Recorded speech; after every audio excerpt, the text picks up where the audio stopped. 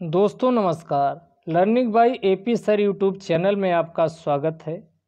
हम लोग 23-24 मई 2020 के इम्पॉर्टेंट करंट अफेयर्स चर्चा करेंगे, क्योंकि इधर ज़्यादा इम्पॉर्टेंट करंट अफेयर्स नहीं रहे, लेकिन जो हमारे एग्ज़ाम के लिए इम्पॉर्टेंट हैं उसकी हम चर्चा कर लेते हैं। तो आइए, उमंग ऐप की सबसे पहले पीआईबी में जो चर्चा न्यूज़ थी उमंग ऐप को लेकर के था। तो उमंग की फुल फॉर्म पहले समझ लेते हैं। यानी यू से यूनिफाइड, एम से मोबाइल, ए से application for new aged governance. यानी कि उमंग की full form unified mobile application for new aged governance है। इसका विकास ministry of information and technology के द्वारा किया गया था और इसे भारत सरकार के द्वारा विकसित किया गया। और इसका मकसद क्या है वो हम देख लेते हैं। All in one single. All in one single का मतलब हुआ एक ऐसा ऐप है जिसमें केंद्र सरकार व राज्य सरकार की समस्त प्रकार के योजनाएं तथा नीतियों कार्यक्रमों के बारे में एक जगह जानकारी आपको इकट्ठा मिल जाएगी।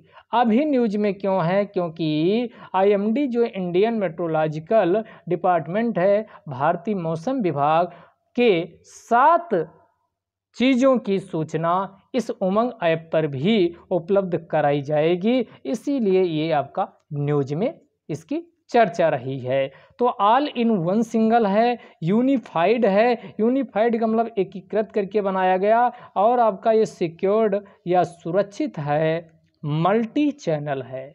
मल्टी चैनल का मतलब हुआ कई को एक प्लेटफॉर्म पर कई चीज़ों को ला करके इकट्ठा कर दिया गया। मल्टी प्लेटफॉर्म है। मल्टीलिंगुअल का मतलब कई भाषाओं में है, और मल्टी सर्विस मोबाइल ऐप है।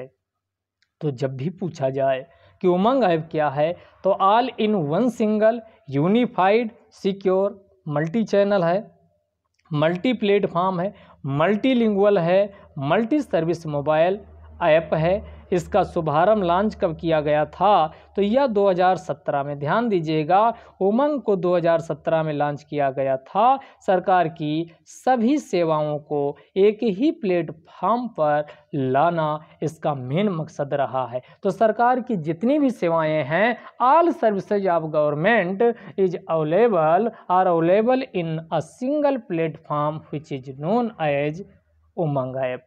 तो उमंग ऐप के बारे में आपको इतनी चीज़ें आपकी पता होनी चाहिए। अगला न्यूज में देख लेते हैं क्या न्यूज और इम्पॉर्टेंट रही है। तो ओपन स्काईज ट्रीटी।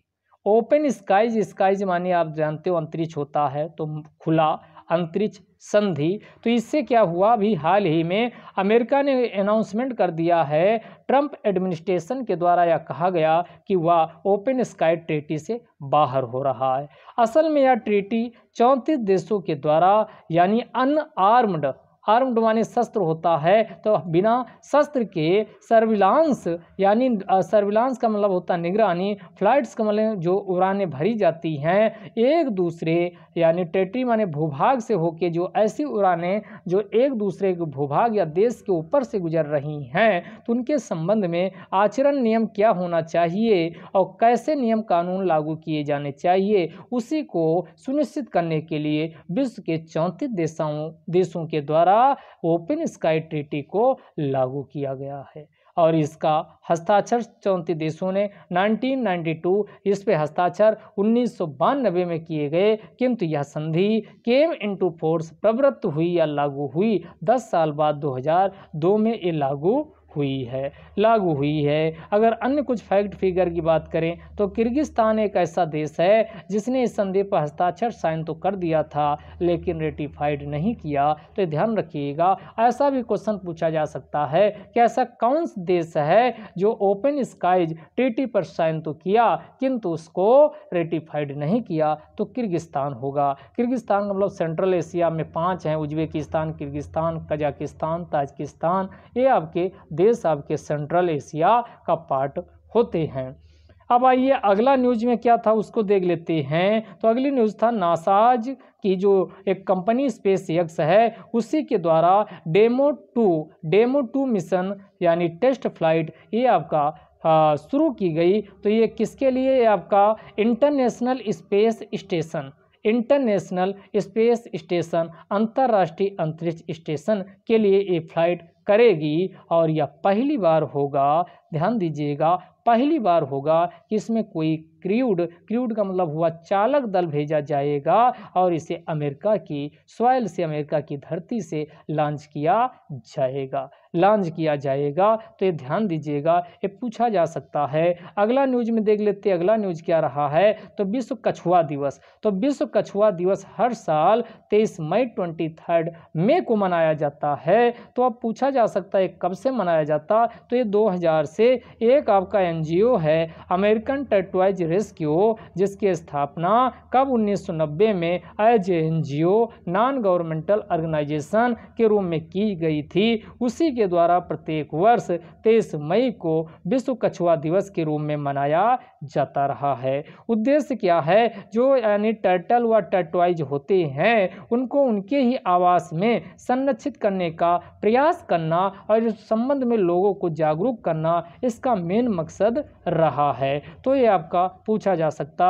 अगला जो इम्पोर्टेंट न्यूज रही है, कोविड-19 का प्रभाव या प्रकोप से बचाने के लिए पीपीई को लेकर के काफ़ी न्यूज बनी रही है। तो इसी को क्या बोलते हैं? पीपीई की फुल फॉर्म है पर्सनल प्रोटेक्टिव इक्विपमेंट, इसी को कहा जाता, पर्सनल प्रोटेक्टिव इक्विपमेंट कहा जाता। तो ये क्यों न्यूज में बनी हुई है? क्योंकि भारत 2 महीने से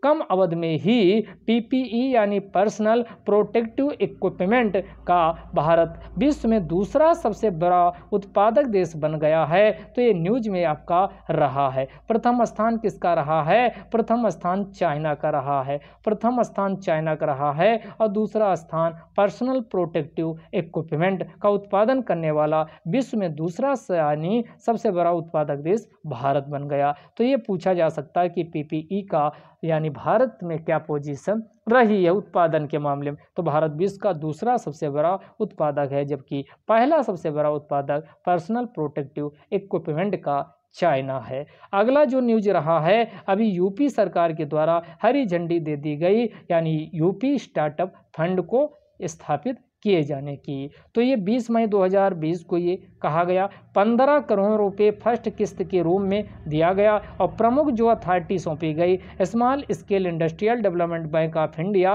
यानी सिडबी को प्रमुख इसका इम्प्लीमेंटिंग एजेंसी, क्रियान्वयन एजेंसी बनाया गया है और इसे UP information technology and startup policy 2017 के अंतर्गत इसे स्थापित किया जाएगा, उसी के अधीन लाया गया है। तो ये उसी के अधीन है, UP information technology and startup policy 2017 के अधीन इसे स्थापित किया जाएगा। अगर कुछ इंपॉर्टेंट या क्रिटिकल सेक्टर की बात करें तो हेल्थ, एजुकेशन, स्वास्थ्य, शिक्षा व एग्रीकल्चर में अधिक से अधिक लोग अपने स्टार्टअप के माध्यम से रोजगार प्राप्त करें, इसमें अधिक से अधिक युवा यानी संलग्न हो, इसका मेन मकसद रहा है। अगला न्यूज में देख लेते हैं, रेल बोट को लेकर के ये न्यूज रही है। तो रेल बोट ये रोबोट इक्विपमेंट है। असल में इसका विकास किसने किया है? तो साउथ सेंट्रल रेलवे जोन के द्वारा रेल बोट रोबोट का विकास किया गया है। किसके द्वारा किया गया है? तो साउथ सेंट्रल रेलवे जोन के द्वारा विकास किया गया है। ये असल में है क्या रेल बोट? तो ये 2 वे कम्युनिकेशन यानी 2 चरणीय यानी कम्युनिकेशन है। तो कम्युनिकेशन है जिसमें ऑडियो वीडियो का, ध्यान दीजिएगा, ये ऑडियो वीडियो दोनों का 2 वे कम्युनिकेशन के लिए इसका प्रयोग किया जाएगा और इसका प्रयोग रिकॉर्डिंग जो पेशेंट और हॉस्पिटल स्टाफ है, पेशेंट व हॉस्पिटल स्टाफ के बीच रिकॉर्डिंग के लिए भी इस रेल बोट का प्रयोग किया जा सकेगा। अब हम बात करें साउथ सेंट्रल रेलवे जोन का हेडक्वार्टर्स, तो ये सिकंदराबाद में है। कहाँ है? सिकंदराबाद। अगला इंपॉर्टेंट न्यूज क्या रही है। आभास झा को हाल ही में विश्व बैंक के द्वारा यानी नियुक्त किया गया है। कहाँ नियुक्त किया गया? इम्पॉर्टेंट पोजीशन के रूप में इनको नियुक्ति दी गई है, वो भी किसके लिए? तो climate change and disaster management in south Asia. तो क्वेश्चन पूछ लेगा, हाल ही में दक्षिण एशिया में जलवायु परिवर्तन व आपदा प्रबंधन में इम्पॉर्टेंट प्रस्तुति के लिए विश्व बैंक के द्वारा किसे नियुक्त किया गया? तो भारत के हैं आभास झा को नियुक्त किया गया है। तो यहाँ से क्वेश्चन भी पूछा जा सकता है। और आज का सबसे लास्ट आपका करंट अफेयर्स है